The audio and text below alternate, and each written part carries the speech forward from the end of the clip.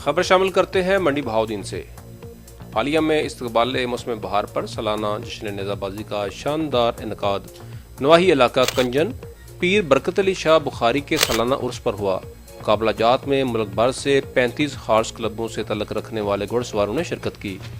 پہلی position Rana Latif of بیگووال کے club نے حاصل کی، جبکہ سنگل ٹرافی ینگ رائڈر 13 سالہ سوار ہاشم حیات گوندل آف کوٹ بلوچ نے جیت لی۔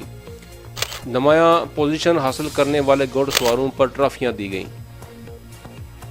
عنایت الانجم کلیر کی رپورٹ کے مطابق حالیہ میں شاندار جشن نیزہ بازی میں اپنے اپنے کلب کی نمائندگی کرتے ہوئے رنگا رنگ اجلی وردیوں میں ملبوس کلا اور دستار پہنے پنجاب کی ثقافت کو اجاگر کرتے ہوئے گھڑ سواروں اور ان کے گھوڑوں کی نرالی شان اور بانکپن دیکھنے والوں کو بہت محسوس کرتا رہا۔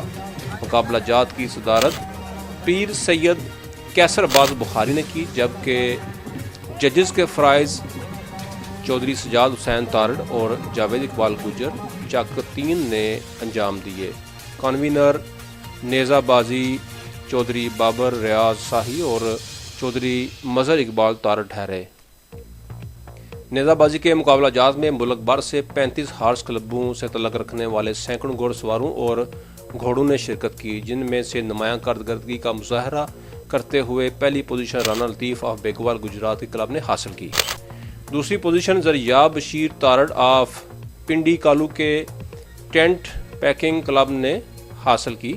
تیسری پوزیشن کے حقدار فیصل الطاف بوسال کے کلب فرح بوسال نے حاصل کی، جبکہ سنگل ٹرافی ینگ رائڈر 13 سالہ سوار ہاشم حیات گوندل آف کوٹ بلوچ نے جیت لی۔